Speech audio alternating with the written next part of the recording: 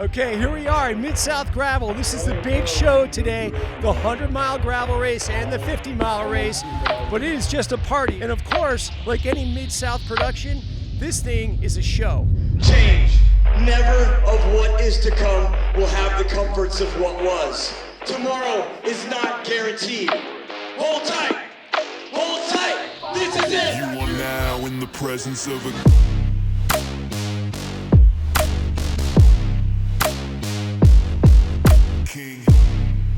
Okay, first 20 miles have been very good, actually very healthy. What we've got is the group of the strongest riders have basically just kept the pace so high that there's been an attrition break has formed. Only the fittest are surviving in that group. Hasn't been any really poignant attacks except going through the water hole. The weather is perfect. You can't ask for better weather. The problem now is the dust.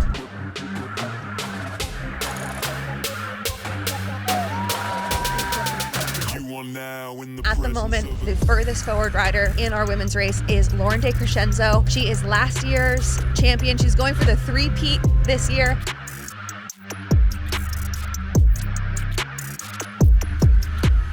We saw Rach McGuire coming through in the lead with a really good lead over what we expect to be second place, which is Ava. Ava was about 25 to 30 minutes behind Rach, and now it's a race for second and third.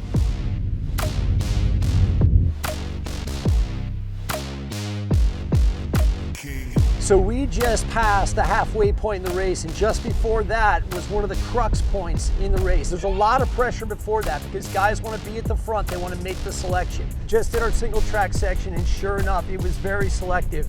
The mountain bikers in the group, our cyclocross riders, are excellent at turning. They can drop you in 3 turns. Payson's one of those guys, and Borstelman is one of those guys.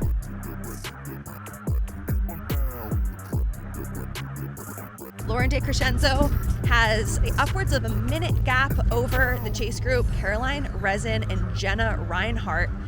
At this point, it looks like it's going to be an all-out battle for second between those two. Yeah.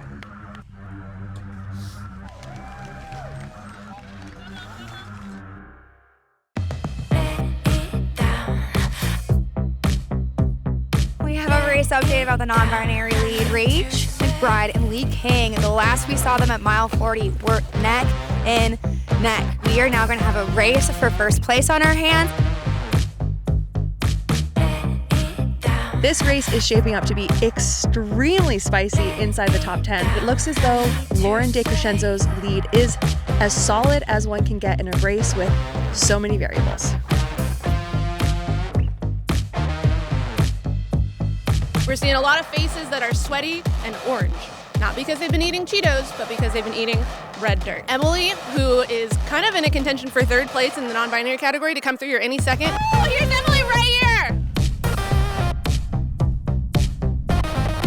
What's really exciting about this year is we have such a deep field of non-binary riders.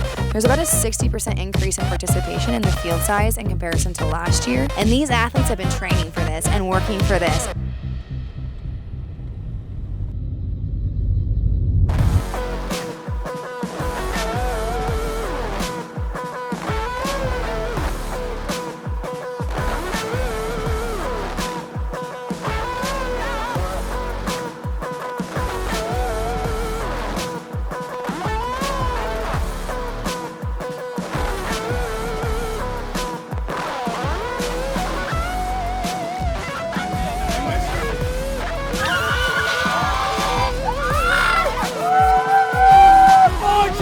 Let's go!